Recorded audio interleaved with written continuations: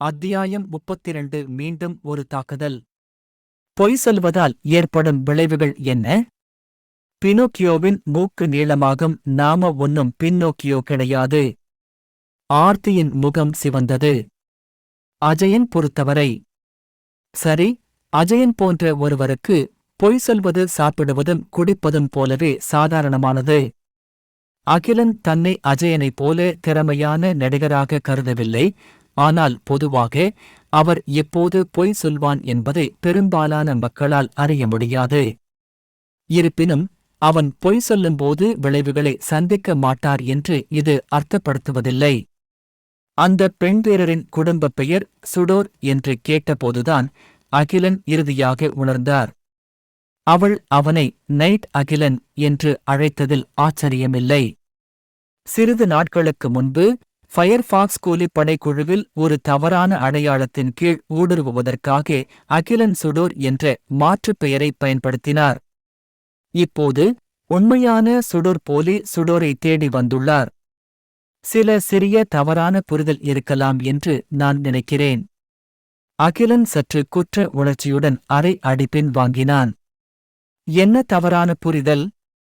சிந்தியா ஒரு அடி எடுத்து வைத்து, அன்புள்ள சின்ன தம்பி, நீ ஒரு சில மாதங்களில் நிறைய மாறிவிட்டாய். உன்னை என்னால் கிட்டத்தட்ட அடையாளம் காண முடியவில்லை என்று ஆக்ரோஷமாக கேள்வி எழுப்பினாள். சரி, இந்த பெண் அகிலன் சுடோரின் சகோதரி என்பது தெரிய வந்துள்ளது. சமீபத்திய நாட்களில் டார்க் குதிரைப்படை வடக்கு நோக்கிச் சென்று கொண்டிருந்தது. முன்னணியில் இருந்து பின்வாங்கிய ஏராளமான சிதறிய வீரர்களை உள்ளடக்கியது. சுடோர் குடும்பத்தின் ஐஸ் ராக் நகரத்தை பொறுத்தவரை அது நீண்ட காலமாக ட்ரோல்களால் ஆக்கிரமிக்கப்பட்டிருந்தது. அவர்களது குடும்பத்தின் இராணுவம் ஏற்கனவே நசுக்கப்பட்டிருந்தது. இதனால் சிந்தியா இங்கு வருவது ஒன்றும் விசித்திரமாக இல்லை.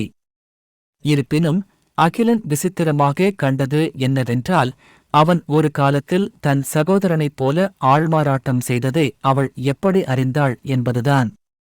அவன் ஒரு தவறான அடையாளத்தை பயன்படுத்தினார் என்பது ஒரு சிறிய எண்ணிக்கையிலான மக்களுக்கு மட்டுமே தெரியும். யாரோ ஒருவர் என் தகவல்களை திருடியிருக்க வேண்டும். ஏதோ ஒரு காரணத்தினால் முதலில் நினைவுக்கு வந்த நபர் கேசவன். இந்த முட்டா பைய மகன் எப்போதும் என்னுடன் எப்பொழுதும் முரண்பட்டு வந்தான். மிகவும் தந்திரமாக நடந்து கொண்டான். அகிலனுக்கு பிரச்சனையை கொடுப்பது இவனுக்கு அல்வா சாப்பிடற மாதிரி. எனவே சாயல் சிந்தியாவை தன்னுடன் பிரச்சனை செய்ய தூண்டியிருக்க அதிக வாய்ப்பு இருப்பதாக அகிலன் உணர்ந்தார். மிஸ் சிந்தியா, தயவு செய்து எனக்கு விளக்கம் விடுங்கள். சரி, பேசு. உண்மையில் இது இப்படித்தான். ஹே, நீ ஏன் உன் வாளை உருவுகிறாய்? பயந்து போன அகிலன் மீண்டும் பின்வாங்கினான். நீ என்னை பேச விடவில்லையா? ஆமாம், நீங்க பேசலாம். ஆனா நான் கேட்க மாட்டேன். சிந்தியா இரண்டு கைகளிலும் வாளை பிடித்துக் கொண்டு, ஒருமுறை அம்மா சொன்னாங்க, உன்னை ஏமாற்றிய ஒருவனை ஒருபோதும் நம்பாதே. என்ன ஒரு முட்டாள்தனம்! இந்த பொண்ணுக்கு மூளை குழம்பிருக்கலாம் என்று அகிலன் சந்தேகித்தான். இங்கே வராதே. இது ஒரு இராணுவ முகாம். தனிப்பட்ட தகராறுகள் அனுமதிக்கப்படாது. சுடோர் குடும்பத்தின் கௌரவத்திற்காக நான் உங்களுடன் சண்டையிடுவேன். உங்கள் வாளை உருவுங்கள். சிந்தியா ஒரு வெள்ளை கையுறையை கீழே எறிந்துவிட்டு சத்தமாக கத்தினாள். ஐயையோ, நான் ஏற்றுக்கொள்ள மாட்டேன். கபிலன் வெள்ளை கையுறையை எடுக்க பயந்தான். அவனால் அதை புரிந்து கொள்ள முடியவில்லை. இந்த பெண் சண்டையிட விரும்புவதற்கு முன்பு அவன் சொன்ன விளக்கத்தை கேட்கக்கூட அக்கறை காட்டவில்லை. அவள் அவன் மீது அவ்வளவு வெறுப்பைக் கொண்டிருந்தாளா? தேய்கோழை பயலே, ஒழுங்கு மரியாதையா சண்டைக்கு வா. தனியார் தகராறுகளை தடை செய்வது போன்ற இராணுவ விதிகளைப் பற்றி சிந்தியா தெளிவாக கவலைப்பட மாட்டார். இந்த வகையான விஷயங்கள் உண்மையில் கீழ்நிலை வீரர்களை கட்டுப்படுத்த மட்டுமே உதவின. பிரபுக்களை பொறுத்தவரை அவை பெரிய தடையாக இல்லை. 1. சிந்தியாவின் குரல் இரும்பைப் போல கடினமாக இருந்தது. அகிலன் நெற்றியில் இருந்து குளிர்ந்த வியர்வை வழிந்தது. அவரது வலது கை அறியாமலேயே அவரது வாளின் பிடியை அடைந்தது. இந்த பெண் பகுத்தறிவுக்கு அப்பாற்பட்டவள் என்பதை அவன் ஏற்கனவே உணர்ந்திருந்தான். காரணத்தை நிறுவ முடியாவிட்டால் அவன் போராட பயப்படவில்லை. ஒரு காலத்தில் கிட்டத்தட்ட 1000 ஓநாய் குதிரைப் படைகளின் தாக்குதலை எதிர்கொண்ட அகிலன் முன் வரிசையில் உறுதியாக இருந்தார். இப்போது ஒரே ஒரு பெண்ணை எதிர்கொண்டதால் அவன் நிச்சயமாக பயப்படவில்லை. மேலும் பேராயர் ரேவனின் புனித நீருக்கு நன்றி, அகிலன் 2வது ஆர்டர் நைட் பதவிக்கு முன்னேறினார். அவரது வயதை கருத்தில் கொண்டு 2வது வரிசை ஏற்கனவே மிகவும் உயர்ந்த மட்டத்தில் இருந்தது. மறுபக்கத்தில் இருந்து பைத்தியக்கார பெண் அவன் வயதை தாண்டியவளாக தெரிந்தாள். அநேகமாக அவன் அந்தஸ்தை மீற முடியவில்லை. 2. சிந்தியா மீண்டும் எண்ணி பார்த்தாள்.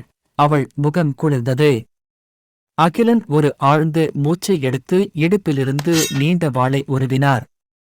பின்னர் எதிர்பக்கத்தில் இருந்த பெண் குதிரை வீரன் உடனடியாக தங்க மின்னலின் ஒளியாக மாறி தன்னை நோக்கி பாய்வதைக் கண்டான்.